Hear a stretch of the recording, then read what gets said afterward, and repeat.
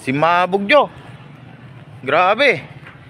Bandang alas 3:40 ng hapon kahapon, nayanig ang iba't ibang bahagi ng Dagupan City ng isang malakas na pagsabog.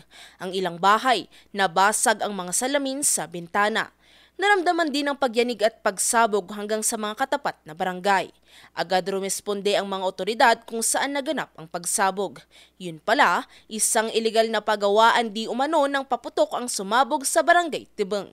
Nung pagpasok namin doon, nakita ko may mga bahay na nasagay sa amin. And then yung impact nung fence nila, medyo tanggal yung mga yero. And syempre, natakot yung mga malapit po doon. Kung dito nga, narinig pa nila yung lakas. Nagsagawa sila ng pagsisiyasat sa mga napinsalang bahay at mga posibleng ibang apektado ng insidente. Sa inisyal na pagsisiyasat, ang pagsabog nagmula sa mga nakaimbak na paputok sa loob ng isang residential na bahay sa barangay Tibeng. Alam nyo, binabawalan natin yan. Hindi tayo nagbibigay ng permit na kung gawaan man ng paputok yan. Bawal po yan. Lalo na po, walang permit sa Kramen, walang permit sa Dagupan. Kasi buhay po ang nakataya dyan, gaya dyan, kanina yung nangyari.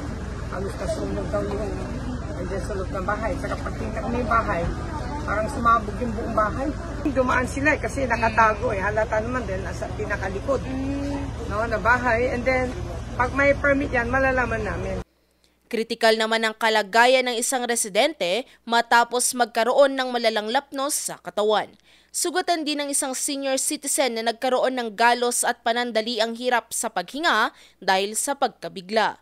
Binigyang diin naman ng pamahalaang lungsod na malinaw na bawal ang anumang gawaan ng paputok sa Dagupan, lalo na kung ilegal at walang permit.